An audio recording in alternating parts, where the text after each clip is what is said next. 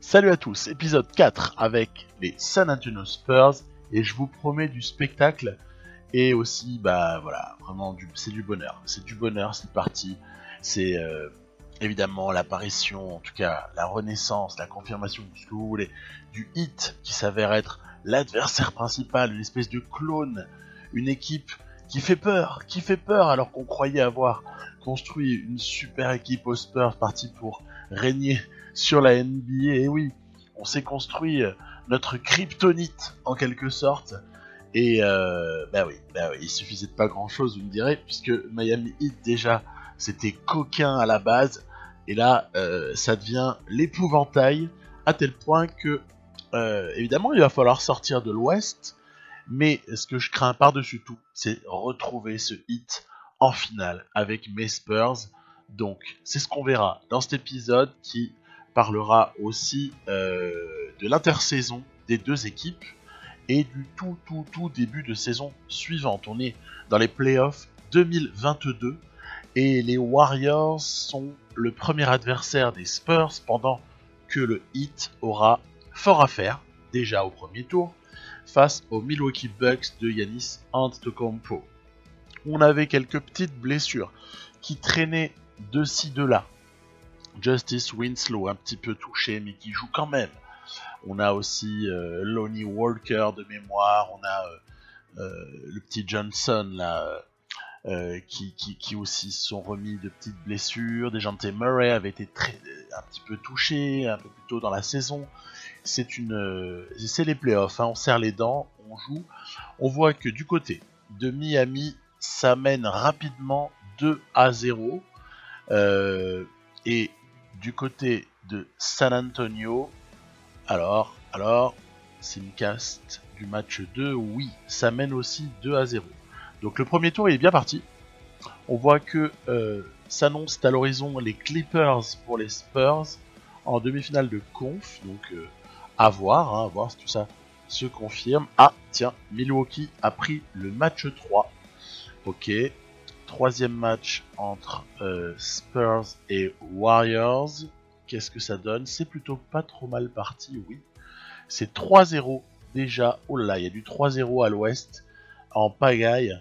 3-0 pour les Spurs, 3-0 pour les Clippers, notamment au moment où Milwaukee à l'est égalise de partout contre Miami. Ouais, donc elle est indécise celle-là, mais en même temps c'est normal, les Bucks c'est quand même une place forte, même si c'est géré par l'IA, mais c'est quand même pas trop mal géré.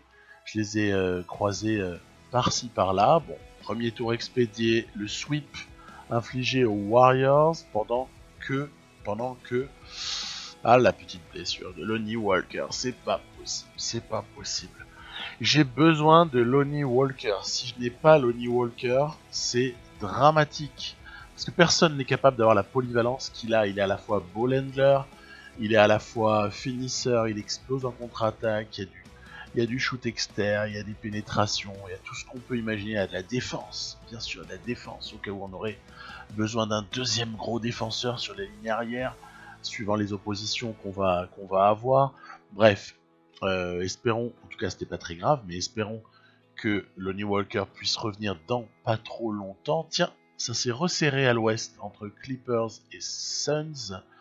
Les Suns sont revenus de 3-0 à 3-2, alors que du côté de Miami, on maîtrise le 5e match. Ça va donc être un potentiel 6e match pour la qualif. En fait, s'il y avait eu un 7e, c'est pas le cas, hein. Miami passe, c'est une super chose. S'il y avait eu un 7e match, je l'aurais joué, évidemment.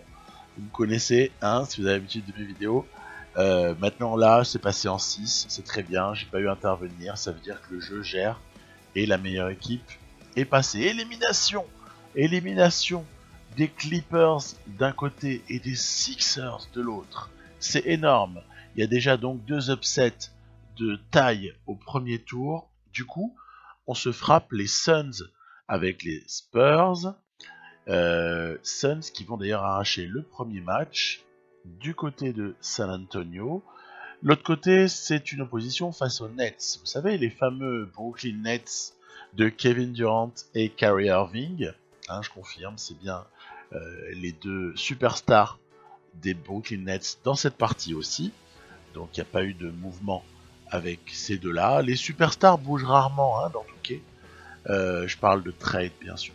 Après c'est sûr que au niveau des free agents, ça peut bouger. Miami prend le dessus sur Brooklyn 2-0. Jimmy Butler est un petit peu touché, mais il va s'accrocher, pas de problème. Du côté de San Antonio, on a fait un partout. On est donc, ça va, oui, en position, là, on reprend l'avantage du terrain, puisqu'on est allé chercher le match 3 du côté de Phoenix. Allez, match 3 dans la série de Miami. Match 3 qui est pris également. Ça fait 3-0 pour Miami contre Brooklyn. Ensuite, la guérison de Walker. Ça, c'est le truc que j'attendais, parce que quelle que soit l'opposition, en fait, on a besoin du deuxième gros défenseur externe, surtout quand DeJounte Murray, quand DeJounte Murray se repose, je peux envoyer Lonnie Walker en mission, bref, c'est hyper important. On a un bon banc, faut quand même le noter. L'équipe, elle est assez homogène, en fait. Qui que ce soit sur le terrain, on a des choses à proposer. Et c'est la grande force de ces Spurs-là, enfin, oui, mais ils sont quand même en ballottage délicat, puisque 2 partout face aux Suns. Et du côté de Miami, on va voir si on ne pourrait pas éventuellement aller conclure. Tout ça, c'est fait de pas grand-chose, mais c'est fait. Le Heat est donc déjà en finale de conférence. Même pas eu besoin de jouer contre Milwaukee ni Brooklyn. C'est passé comme une lettre à la poste. Ensuite, du côté des Spurs, c'est la cata. Oh la cata! Je suis mené 3-2, alors que Houston est déjà en finale de conf. Décidément, on a vraiment nos meilleurs ennemis dans cette partie. À l'ouest, les meilleurs ennemis des Spurs sont très très clairement les Suns et les Rockets. Donc pour avoir le droit d'aller affronter les Rockets, cette fois-ci, tiens, je vais déroger. Je vais jouer le match 6 et puis on simulera le 7 si on a la chance d'en avoir un. Je vais jouer le match 6 pour essayer d'inverser un petit peu la tendance, parce qu'il faut dire que le momentum est vraiment pour les Suns à ce moment-là. Donc voilà, Jabari Parker qui retrouve une deuxième jeunesse. Voilà, on a une équipe finalement qui est assez athlétique en face de nous. Une bonne équipe emmenée évidemment par David Booker, mais pas seulement, Tiens, regardez, Eli Okobo, oh là là, TJ Leaf qui nous fait un chantier dans la raquette. C'est pas possible ça, c'est pas possible. Il y a même Jonathan Williams là qui est genre tranchant quoi. Le mec est tranchant. Vous allez voir, à un moment donné il va faire un step back. Ouais, c'est là. Regardez-moi ça. Hop là, ça part, tac, hop là. Mais bien sûr, ça joue pivot, tout va bien les gars. Tout va super bien. Donc bon, c'est pas grave, il nous reste toujours nos armes. L'explosion en contre-attaque par nos... Voilà, oui. Très bien. Alors on maîtrise tout ça, oui. Est-ce qu'on va être en capacité? Là, on vous propose des systèmes. Des fois, je prends les systèmes que l'IA me propose. Je savais qu'il y a le lancement de système automatique. En tout cas, c'est une option qu'on peut activer. Donc, je me gêne pas. Je me gêne pas du tout. Et puis, c'est vrai que des fois, j'ai un peu modifié le playbook des Spurs. Mais des fois, du coup, on me propose des systèmes. C'est souvent très très intéressant. Parfois même, ça me donne des idées pour la suite. Donc, voilà. Donc très bien, on n'hésite pas à exécuter, mais on n'hésite pas non plus à revenir aux fondamentaux. Fondamentaux, c'est Lamarcus en poste bas et il travaille son défenseur. On est pas mal, on est pas mal sur ce match-là. J'avoue qu'il n'y a pas une souffrance ni un suspense infini. L'ami Ty Jerome a pénétré, a eu peur, ça ressort et bam, sanction par Lonnie Walker. Quand je vous dis qu'il est, il est juste indispensable dans ce système-là. Dans ce système-là, il est vital, Lonnie Walker. Et puis un autre qui est vital, c'est DeJounte Murray. de par sa création, de par beaucoup de choses. Et il y a un dénommé Samanic qui, ma foi, n'a pas beaucoup d'allure et qui a l'air d'être comme ça un grand tout mou et qui en fait fait des stats très régulièrement bonnes. Et en plus de ça, le gars, écoutez, il est clutch, il vient comme ça arracher le petit rebond, il vient mettre le petit ballon dans le cercle. Bref, c'est du bonheur. C'est du bonheur. On a annihilé le problème Booker. Faut dire qu'il y avait Dejounte Murray sur le dos pendant tout le match et Lonnie Walker à d'autres moments. Un gros Dejounte, 3-3. Et maintenant on croise les doigts parce que ce qui suit c'est un simcast. Si ça gagne tant mieux. C'était tendu de chez tendu. Mais on est passé. On affronte notre meilleur ennemi, les Rockets. Les Rockets qui sont tellement irrespirables, on en a tous l'habitude. Mais ça veut pas dire que je fasse un quelconque complexe. Il n'y a aucun complexe à faire. On verra bien ce que ça donne. Et toujours pareil, on rentrera en jeu si jamais l'occasion se présente. Alors, c'est vrai que un petit mot quand même pendant que le début se passe, là, 1-0 pour Houston. Vous avez remarqué qu'en face, Atlanta a quand même sorti New York. New York, c'est une équipe supra-cheatée. Je vous montrerai ça dans l'épisode prochain. Quand vous verrez quelle est l'équipe des New York Knicks, voilà, il y a Anthony Davis, et puis à côté, il y a des gens qui sont hyper athlétiques. Je crois que les mecs qui sont autour d'Anthony Davis, là, aux Knicks, ils ont 85 de moyenne générale. Tous. Donc, équipe incroyable que Atlanta a donc tapé.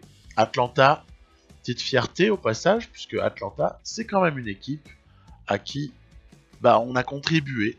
Hein, vous vous souvenez, il y a eu trade avec Atlanta pour Aaron Gordon, là, qui a été du coup 6e homme de la saison régulière. Bon, c'est nos partenaires de trade Atlanta. Ils nous ont envoyé généreusement Cam Reddish, en lequel ils ne croyaient plus. Quelle erreur absolue. Parce que chez nous, il est en train de faire des merveilles. Donc voilà, 2-2 dans la série à l'Est. Puis à l'Ouest, hein, c'est bon, on peut sortir les mouchoirs. Parce que les Spurs vont se faire taper dans pas longtemps du tout. C'est juste une question. Bon, alors on a survécu au match 4, mais on se demande juste si ça va tomber au 5, au 6 ou au 7. Du côté de Miami, mène 3-2, très bien. Allez, ce serait peut-être charnière pour garder un minuscule espoir de gagner ce match-là éventuellement. 131-106, je crois que voilà, le momentum, il est peut-être en train de changer finalement, hein, ce momentum dans la série à l'ouest. Miami qui se déplace du côté d'Atlanta pour le Game 6 et se qualifie, oui, pour les finales NBA. Donc, le scénario entrevu en début d'épisode, il est raccord. Si on passe les Rockets, on retrouvera le 8. Ça ressemble un petit peu à l'année précédente, dites-moi, tout ça, c'est amusant. Victoire arrachée par les Spurs, énorme. On est revenu de 0-3 à 3-3. On va demander à Bamba et Murray, qui sont blessés, évidemment, de serrer les dents pour ce match 7, qui est l'apothéose d'une saison. Match 7 contre les Rockets, Westbrook, Harden. Ils ont retrouvé Mirotic qu'ils avaient signé en première année et qui était parti en deuxième année et qui est revenu, ils l'ont re-signé. Je trouve que c'est un bon ajout Mirotic à cette équipe. Si l'on accepte que un PJ Tucker peut quand même être vachement utile, hein, il leur faut des défenseurs, hein, mais quelque part Mirotic, ça a du sens. Voilà, je dis pas que c'est la panacée, mais ça a du sens. En tout cas, ces Rockets, on va essayer de bien se comporter face à eux. Ça démarre plutôt pas mal. On a plutôt de la défense. Voilà, très bien. Il y a des contests même sur les pénétrations de Russell Westbrook. Les contre-attaques déroulent avec un bon petit jeu et un bon spacing surtout hein, sur les contre-attaques. Le alley-oop pour Capella qui est perturbé. Bon, écoutez, ça sent pas mauvais, hein. Ça sent pas mauvais tout ça en début de match, mais, je préfère le dire tout de suite, avec les Spurs, non, avec les Spurs, il n'y a rien à dire. Avec les Rockets, eh bien, il faut jamais croire qu'on a gagné, parce que cette équipe est tellement cheatée, regardez-moi ça, ça va commencer en déséquilibre, à nous planter des paniers, tellement cheaté ces Rockets sur Touquet, que on est à l'abri de rien, regardez-moi ça, oh, le numéro de Russell Westbrook. Après, je dis qu'ils sont cheatés, ne méprenez pas mes paroles, hein. Je râle pas sur les Rockets, hein. Alors là, moi je suis content d'avoir un adversaire un peu cheaté, comme on a connu, vous savez, par le passé, le Thunder qui était Rocket cheat, comme on disait quand il y avait Kevin Durant, Russell Westbrook, etc. Moi je suis très content hein, d'avoir des Rockets qui sont super forts et super relous à jouer, parce que c'est ça qui fait tout l'intérêt. Je regrette que dans cette partie, par exemple, Anthony Davis soit pas resté aux Lakers, parce que ça m'aurait fait une opposition supplémentaire à l'Ouest. Et en fait, pour être franc, j'aurais jamais imaginé que le jeu le fasse partir aux Knicks. Et du coup, j'ai même pas pensé à prendre le contrôle des Lakers pour re-signer Anthony Davis pour m'assurer que la partie soit avec un gros challenge, quoi. Du coup, bon, Lakers, ils ont sombré. Les Clippers sont pas mal, hein. Les Clippers sont pas mal, mais les Suns les ont tapés. Et on m'enlèvera quand même pas de la tête que Kawhi c'est un peu plus dangereux que Devin Booker. Bon, donc du coup, bah voilà, on se retrouve avec heureusement petits Rockets là qui regardez, qui ont recollé. Voilà. On avait donc mené très rapidement au score et puis au final, l'histoire elle va être compliquée. Et elle va être compliquée. Quel joli move encore une fois de Russell Westbrook. Allez, magnifique, Mirotic, swish pour égaliser peut-être Keldon Johnson. Yes. Ça se rend coup pour coup. Ça se rend coup pour coup en ce quatrième quart-temps. Est-ce qu'on va avoir les bonnes idées et prendre les bonnes initiatives, avoir les bons stops défensifs? C'est là-dessus que ça va se jouer. On va voir si un joueur chez nous va être capable de peut-être hausser son niveau de jeu. Magnifique Russell Westbrook. Il a des moves en pagaille, hein, le Russ. C'est vraiment somptueux. Derrière, mais oui, Keldon Johnson, énorme Keldon Johnson sur cette action-là. Russ West qui la lâche dans le corner, ça passe devant. Houston est 2 points devant. Aïe, on appelle un pic. J'ai vu que j'allais me faire contrer. C'est pour ça que j'ai ressorti la balle. Samanic qui égalise, énorme. Vous voyez, je contrôle Murray sur Harden là. Oh pauvre Denis. Regardez-moi ce qui s'est passé. Russell Westbrook est venu dunker sur la tronche de tout le monde pour donner 3 points d'avance. Derrière, en plus, on a un peu mal joué notre possession. Bref, allez, on est en passe, voilà, ça y est. On est mené de 5 points, il reste 50 secondes. Il va falloir la jouer fine. Hein. Cam Reddish, swish. C'est 45-43, on n'est pas mort. Si on fait un stop défensif, on peut encore avoir la possibilité d'aller en prolongation. Le stop défensif est fait. Et ah ben oui, là par contre c'est sûr que le repli défensif des Rockets n'a pas été vraiment à la hauteur. Donc Cam Reddish il est venu nous chercher les 2 petits points qu'il fallait. Et puis derrière, grosse défense de Lonnie Walker sur Russ West. Voilà, il le lâche pas. Oh là là. Eh ben, c'était quand même compliqué. Après, il y a toujours la mauvaise gestion hein, en fin de période, la mauvaise gestion de l'IA. On connaît tout ça. Mais bon, ça s'équilibre, on va dire, avec le côté cheaté par moment. Je culpabilise pas de profiter de mauvais choix de l'IA. Hein.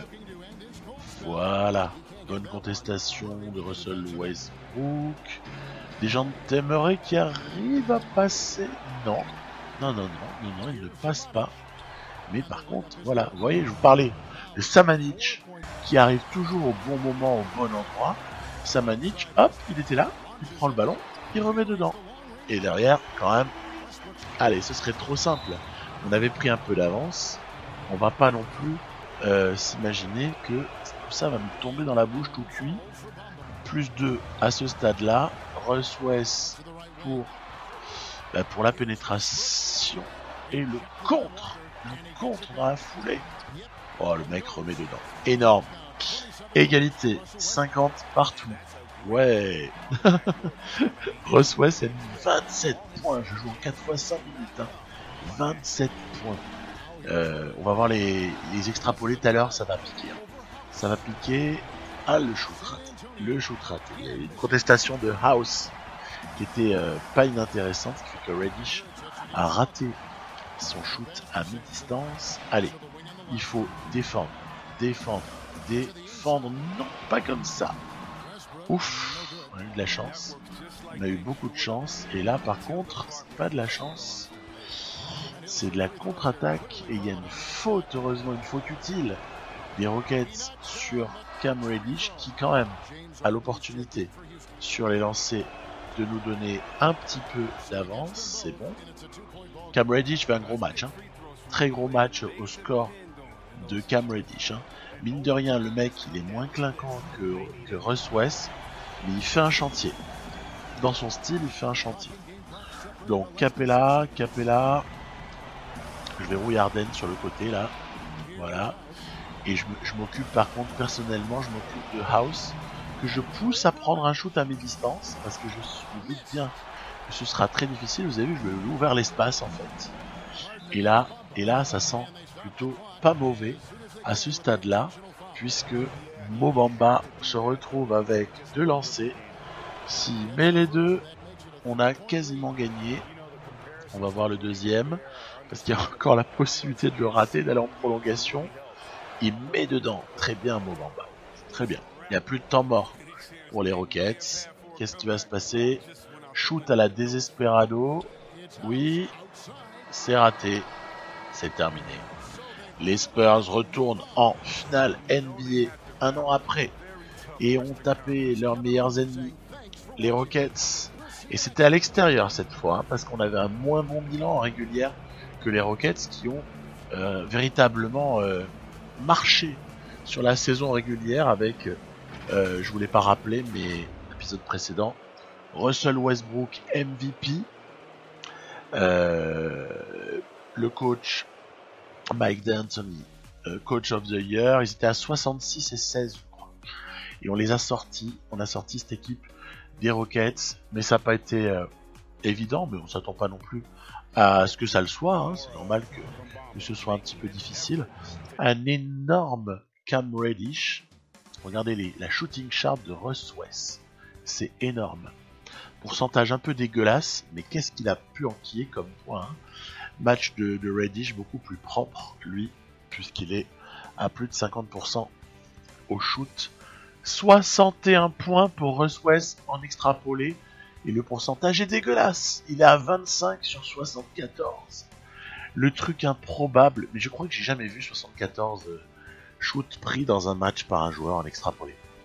Vous voyez, c'est là qu'on touche les limites de l'extrapolation des stats, sur ce genre de cas.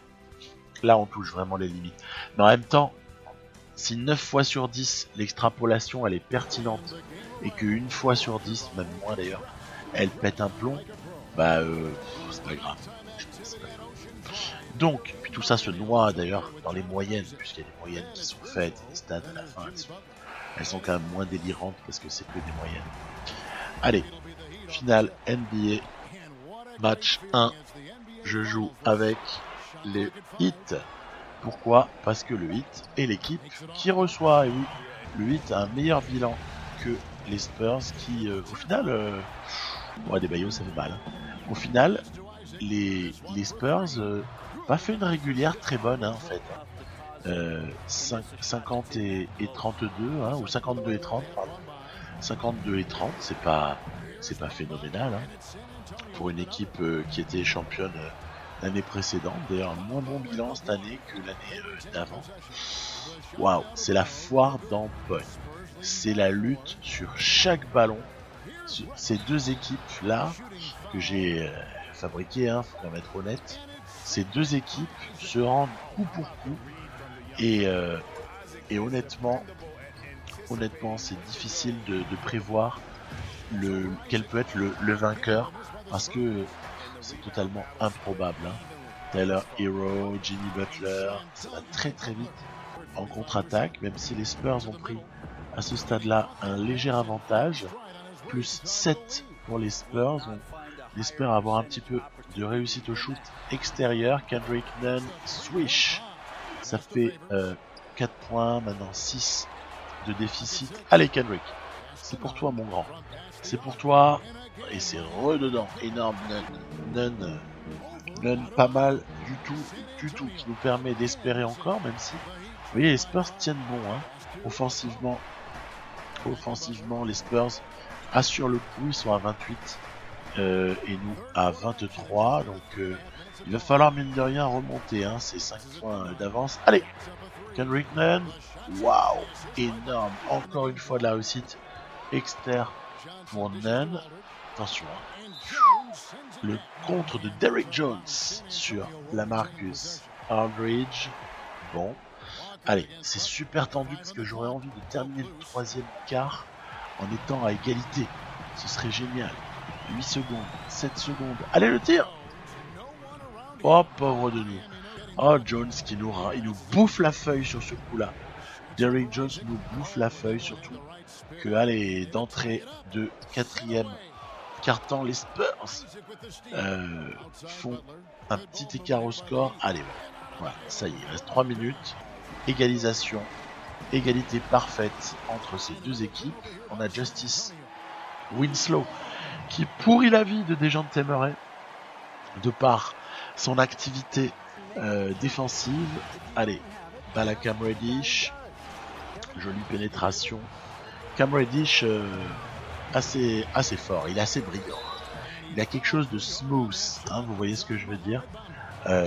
J'ai pas dit que c'est le même gabarit de joueur, mais à la Kevin Durant. Je prends des précautions. Ne me méprenez pas. Ne méprenez pas mes propos. Je compare pas Cam Reddish à Kevin Durant, mais dans le côté smooth, il est assez énorme. Égalisation de Jimmy Butler et le Heat est en position de pouvoir remporter ce match. Il reste 1 minute. Cam Reddish pour Samanic. Oh, pauvre de nous, ce qui fait mal celui-là. Oh, celui-là, comme il fait mal. Le dagger de Samanic, 39-38. On va essayer. Oh là là, en plus, derrière le ballon volé par Cam Reddish pour Lonnie Walker.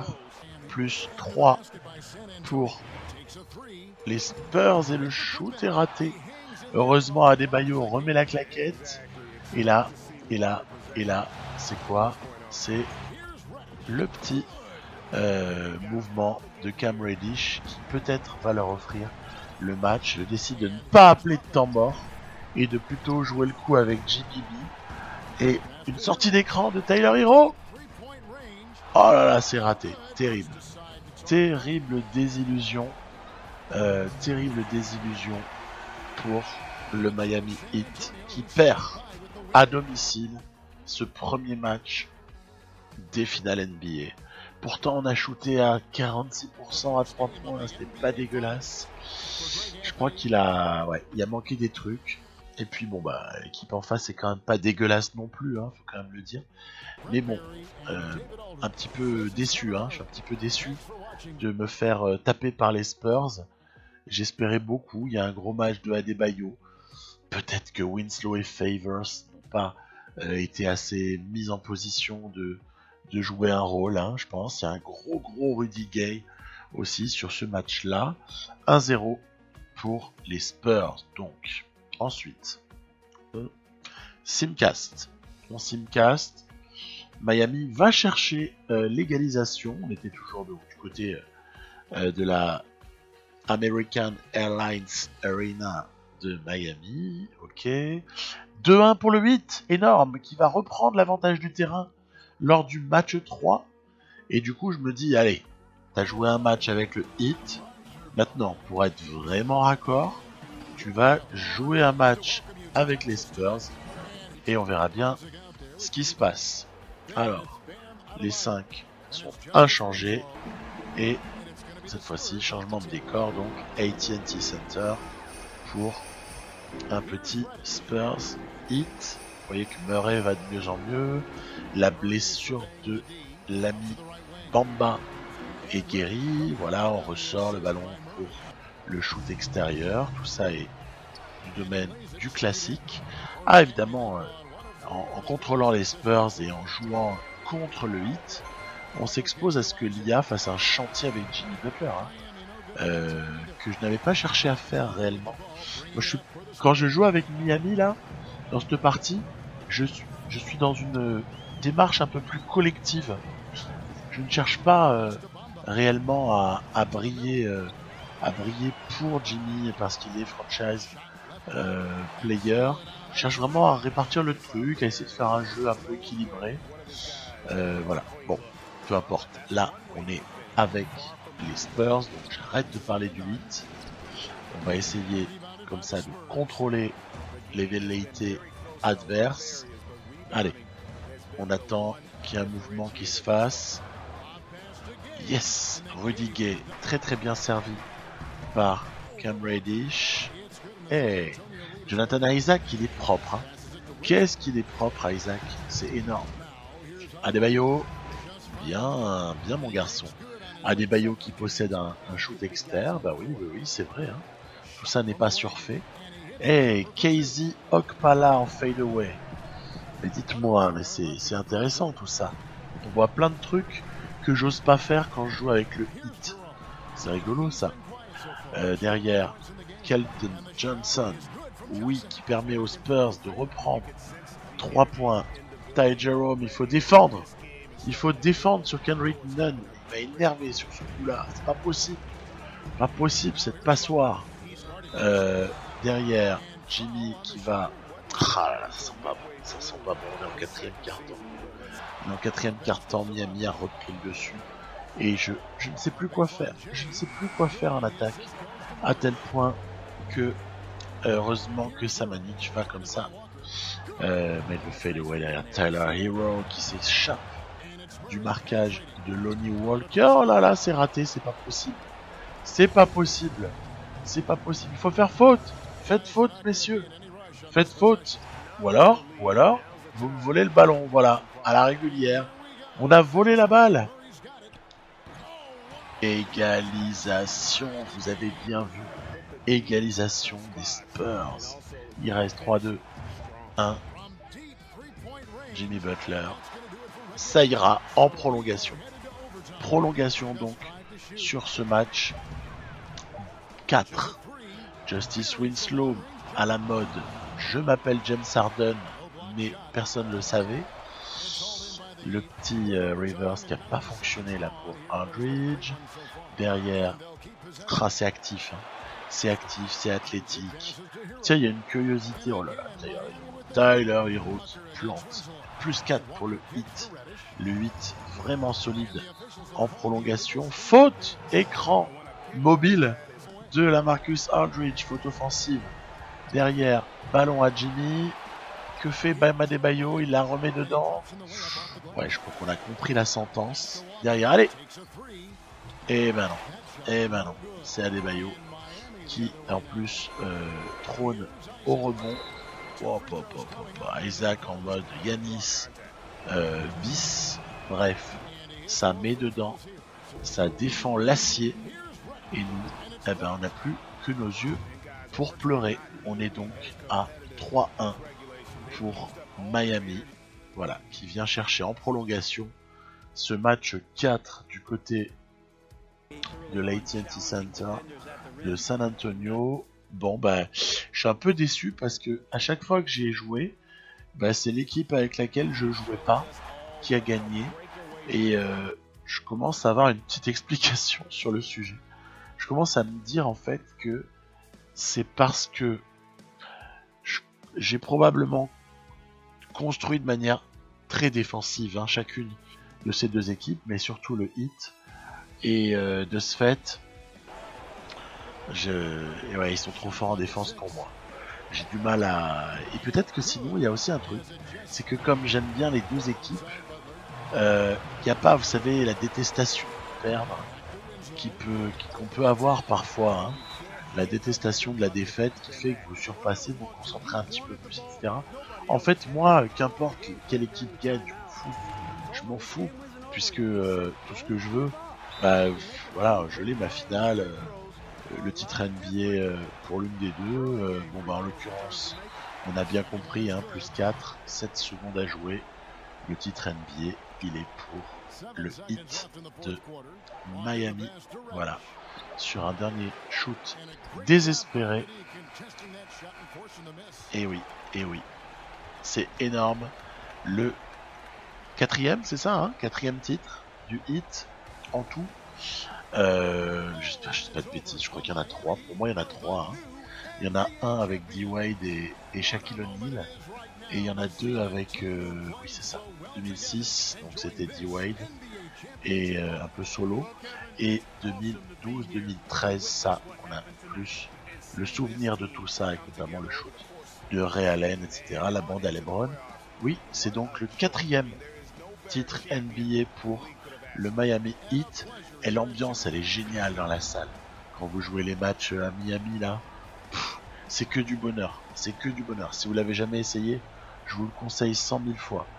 Le titre, donc, pour ce Miami Heat, renforcé à l'été précédent par Derek Favors, Jonathan Isaac, et sinon vraiment construit autour de tous ceux qu'on connaît, à l'exception de quelques-uns, mais l'ossature, c'est Spoelstra, Butler, Hero, Nunn, Winslow, Adebayo et compagnie. Et voilà. MVP des finales, c'est Bam Adebayo. Voilà, bah écoutez, il n'y a plus qu'à passer à l'été maintenant. L'été 2022.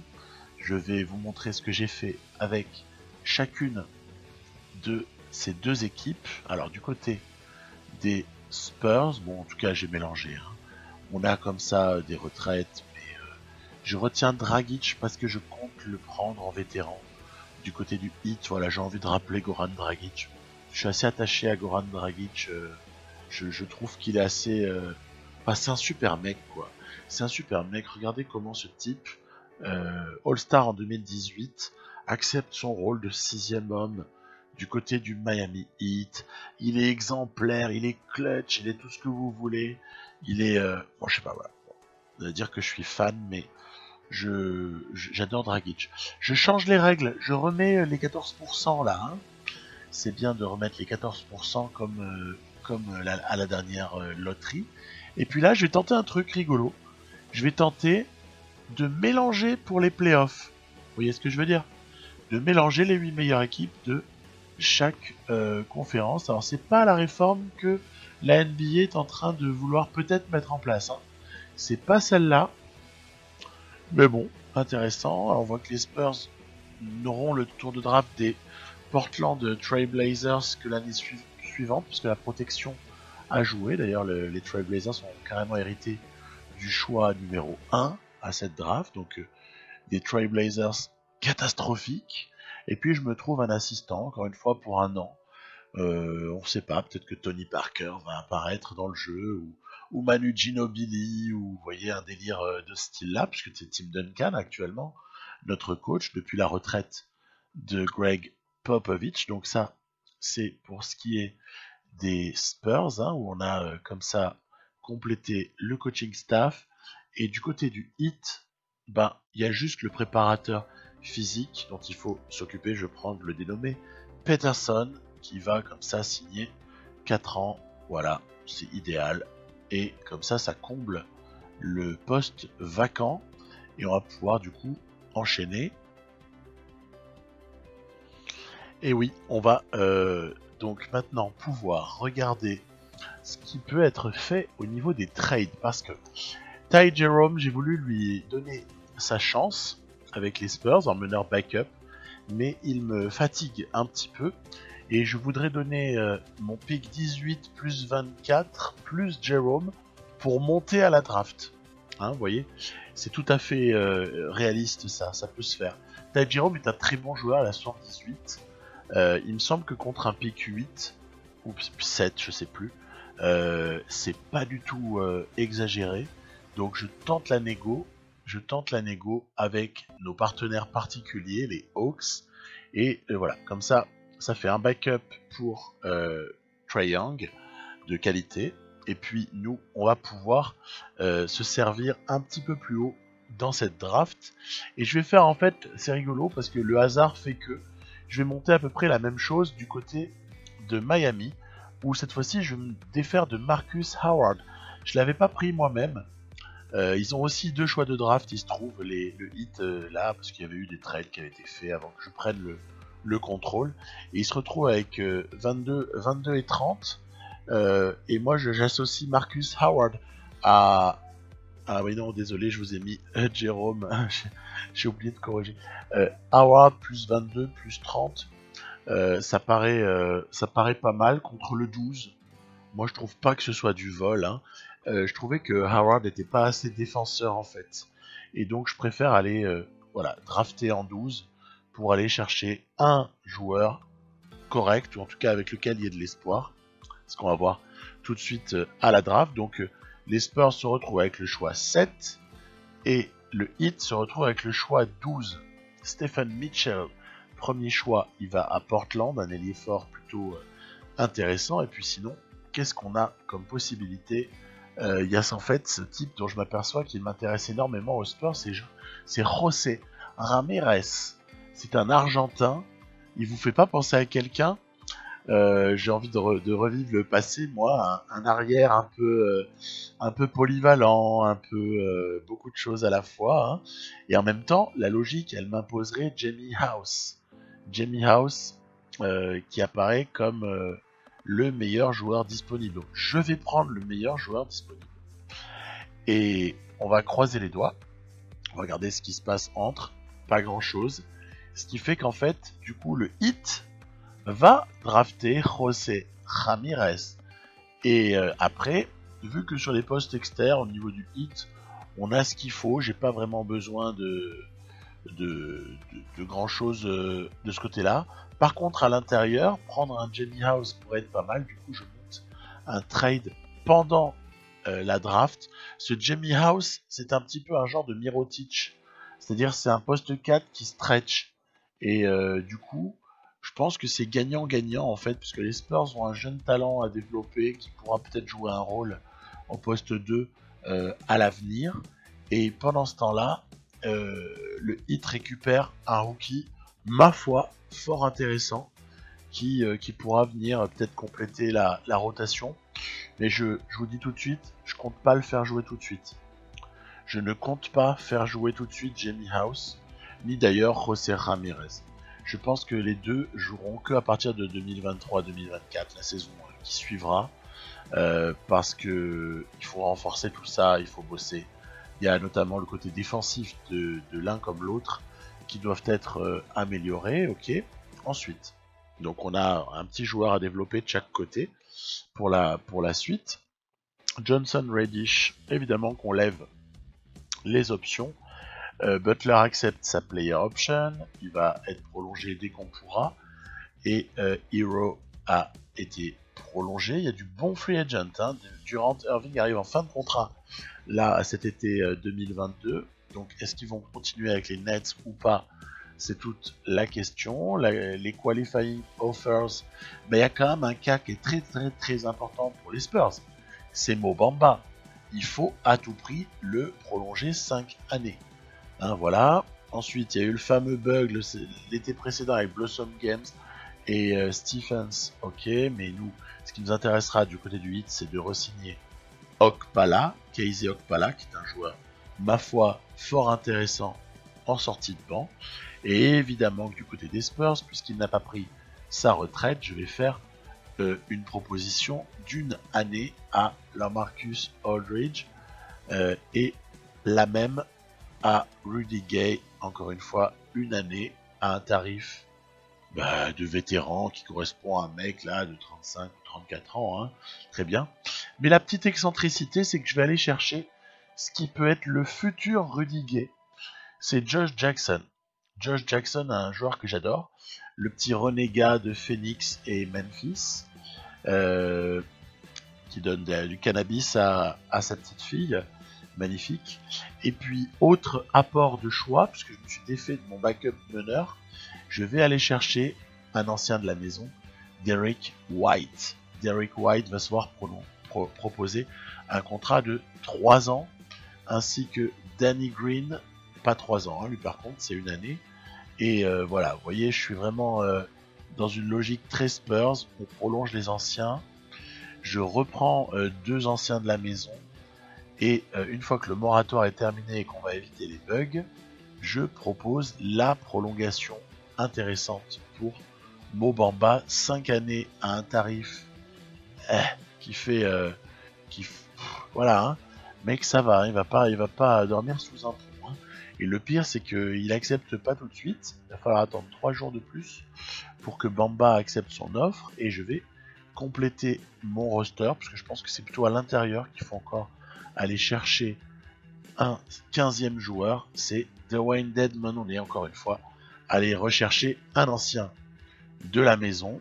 Donc au final, le renforcement à l'été, il est quand même conséquent. J'ai Derek White à la place de Ty Jerome, dès que ça se vaut.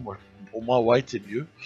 Et on a quand même eu un apport de choix qui est celui de Josh Jackson, qui peut comme ça venir compléter notre collection de joueurs relativement jeunes, athlétiques, avec du handle. Et en plus, là, lui, sur les postes 3 et 4, Josh Jackson, ça pourra être précieux à l'avenir. Pendant tout ce temps-là, on a aussi une politique de fidélité. Hein, du côté du Heat, je ne vais pas vous apprendre quelle est la fidélité du Heat avec ses anciens, et qu'à voir jusqu'à quel âge est-ce qu'ils ont conservé Udonis Haslem, qui est encore pas loin du tout. J'ai donc signé Goran Dragic, et j'ai encore proposé une année à James Johnson. Et puis, on va aussi s'intéresser au cas de Casey Okpala, auquel on va proposer un contrat très honnête, un contrat très correct, voilà, à 10,5 sur 5 ans avec 8%. Il faudra là aussi attendre quelques jours pour que Casey Okpala, à l'instar de ce qu'avait fait Bamba avec les Spurs, veuille bien re-signer. Puis je vais aller me chercher un petit meneur. Un petit qui a un nom, je sais pas, ça vous rappelle rien, Pippen, non, je sais pas. C'est rigolo, c'est Scottie Pippen Jr. C'est le fils de Scottie Pippen.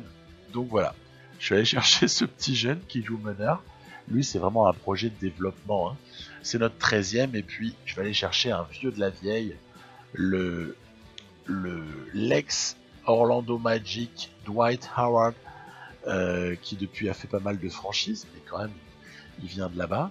Et voilà, comme ça va mentorer un peu toute cette jeunesse pour avoir un effectif, encore une fois, très très proche de celui de l'année précédente, hein, mais avec quelques tout petits ajustements. Ce petit rookie qu'on sera content d'avoir par la suite, Dwight Howard pour mentorer, le petit Scottie Pippen, Goran Dragic, voilà, vous voyez, j'ai fait des petites modifs, mais en fait, sur le roster, vraiment, les mecs qui seront dans la rotation, ça évolue pas des masses. Les évolutions, c'est toujours sympa de voir la progression éventuelle de nos joueurs. Alors, Lonnie Walker fait une jolie progression. Je rappelle, j'avais pas utilisé le potentiel inexploité. Hein. La preuve, c'est aux épisodes précédents. Hein. Je n'ai pas rajouté de potentiel à mes jeunes. Hein. Ce serait trop facile. J'ai gardé les choses telles qu'elles étaient en l'état, donc ça a progressé. Après, les anciens, ils ont un peu régressé, c'est logique. Et puis, on est là encore, voilà, sur des choses très très correctes du côté du Heat, où on a quand même de jolies progressions pour certains. Génial. Tout ça augure de très très bonnes choses. On a finalement un doute, hein, qui est le franchise player du côté de Miami. Est-ce que ce serait pas devenu Bam Adebayo, finalement? Non, pour moi c'est encore Jimmy B. D'ailleurs, Butler veut re-signer. Alors là, je saute sur l'occasion. Il a beau avoir 32 ans, il arrivera en fin de contrat à l'année qui suivra, donc 33 ans. Je m'en fous, je lui file 30 millions sur 2 années supplémentaires, parce que Jimmy Butler. Voilà, point. Jimmy Butler, c'est juste quelqu'un que j'adore. C'est tout bête, c'est très subjectif, mais la justification elle est pas terrible là, de ma part. Pourquoi est-ce que je le re-signe? Parce que je l'adore. Voilà, point barre. Je fais prendre ensuite du muscle à Samanic. Samanic, qui doit un peu muscler son jeu. Cam Reddish, arrière polyvalent. Voilà, et un dernier camp, c'est Initiation au basket. Il est pas mal aussi celui-là, hein, en fait, pour Keldon Johnson. Et du côté de Miami, on a aussi des camps d'entraînement à utiliser. On en a 3 également, grâce aux préparateurs physiques de qualité. Attaque intérieure pour Adebayo. J'aimerais bien qu'en fait, il ne soit pas seulement défensivement dangereux, mais aussi à l'intérieur un vrai danger pour la défense adverse. Arrière polyvalent pour Isaac. Et initiation au basket pour Justice Winslow. Parfait. Tout ça permet de franchir la petite période entre les camps d'été et le début d'année suivante, où on va mettre en place tout ça. Mise en place donc de la rotation.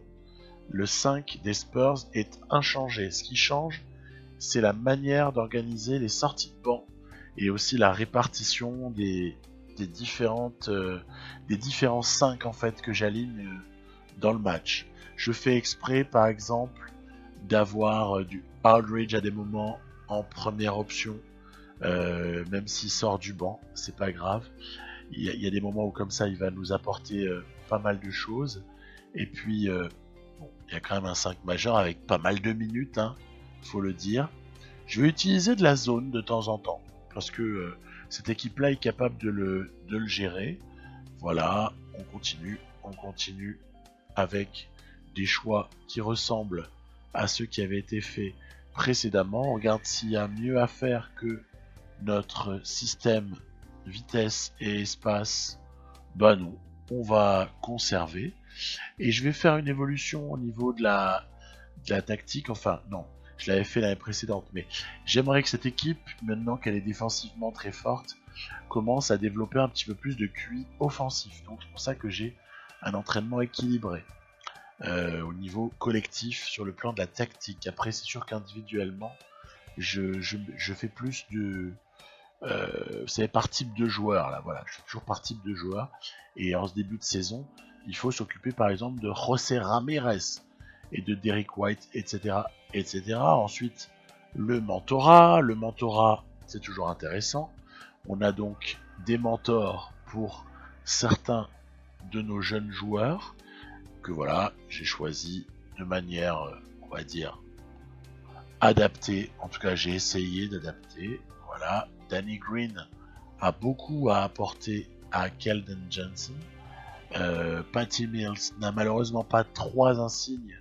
C'est comme T-Ross, mais 2 déjà, bah, c'est mieux que 0. Si au moins déjà ils peuvent apporter chacun des insignes, c'est pas mal. Le premier match de la saison, on enchaîne. Il est du côté des Celtics pour les Spurs. Un match toujours intéressant. Je vais essayer de balancer mon Dejounte Curse sur Kemba. Et par contre sur Tatum, j'ai pas vraiment de solution. J'ai pas vraiment de solution sur Jason Tatum. À part le pivot qui est un peu bizarre, ils ont mine de rien poste 1, 2, 3, 4 qui sont assez dangereux, hein, les Celtics. Donc je me méfie d'entrée de match. Essayez de ne pas me faire surprendre. Joli move là, hein, vous avez vu. Bam! Ça, c'est notre ami Bamba. Bamba qui fait plaisir. Derrière, ça défend. C'est ce que je veux. C'est ce que je veux, de la défense. Le switch défensif, je l'ai provoqué en fait. Je l'ai provoqué de me retrouver souvent avec Kemba qui aura du mal à contenir Reddish. Je l'ai fait pour parce que j'ai un peu déséquilibré les comment dirais-je, le marquage défensif, quoi. Voilà, j'ai fait exprès parce que du coup sur les contre-attaques, ça c'est une petite astuce. L'IA, elle sait plus vraiment où donner de la tête parce qu'elle va vouloir changer de joueur, et du temps qu'elle change de joueur, vous avez largement le temps de placer une contre-attaque très mortelle, un peu à l'image de ce qu'on voit là avec Reddish. Hop là, on va servir au poste Aldridge, qui normalement doit faire qu'une seule bouchée, voilà, de Jason Tatum, puisque Tatum n'a pas les arguments pour défendre sur Aldridge. Derrière, le shoot ouvert, quel dommage. Shoot ouvert raté par Reddish, contre-attaque de Jaylen Brown, magnifique. Jaylen Brown, un joueur que j'adore.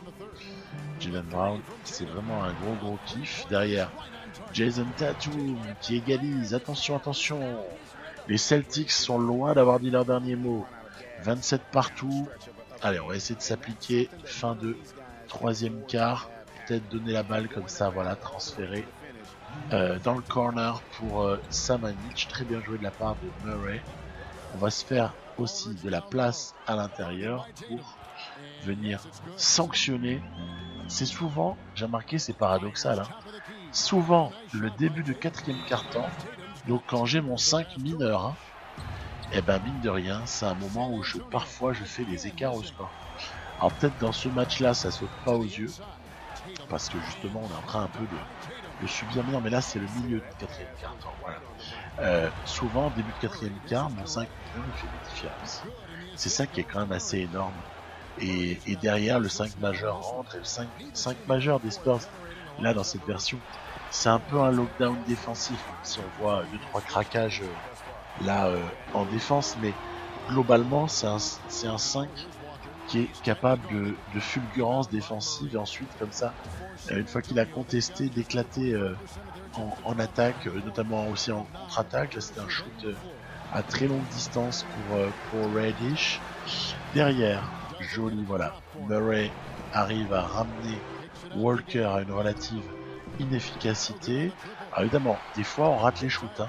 Là on se retrouve quand même à portée de fusil, puisque il reste plus d'une vingtaine de secondes, et heureusement qu'on a contesté le drive de Tatum.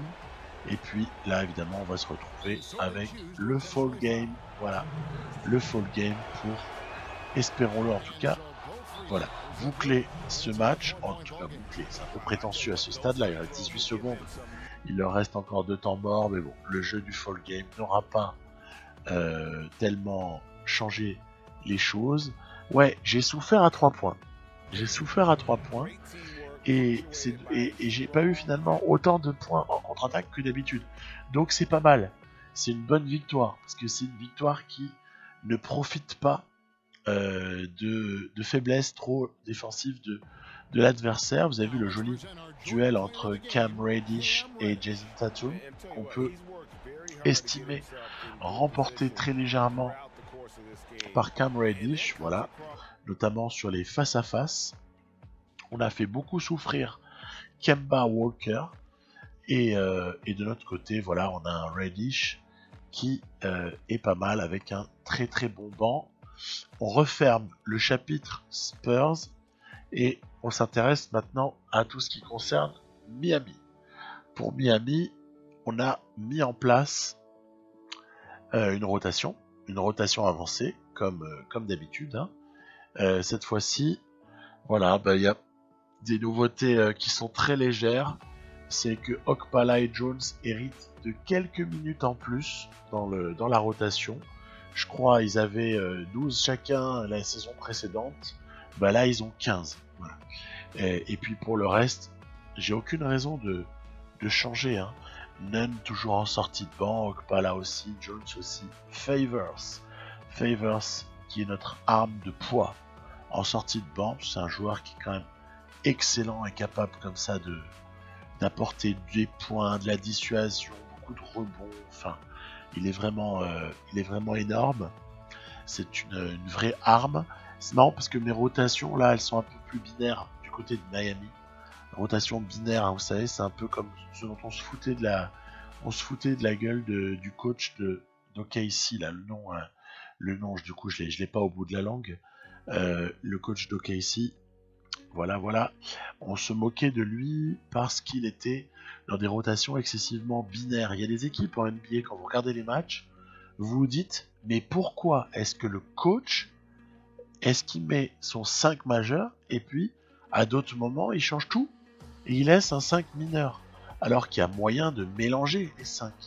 Il y a moyen finalement de garder au minimum toujours, on va dire par exemple, 2 titulaires dans le 5, quel que soit le moment du match. Voilà, c'est des choix de coach, hein. Il n'y a pas grand chose d'autre à dire.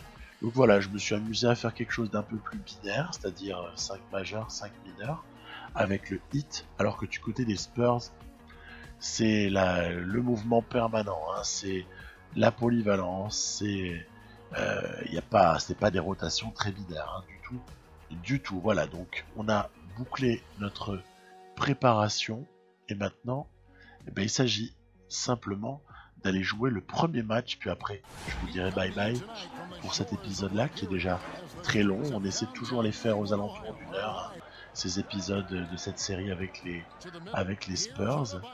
On a une opposition qui ne paye pas de mine. À la base, on se dit, ouais d'accord, Cleveland, ouais. Ben en fait, c'est une équipe, n'oublions jamais qu'on est en 2022.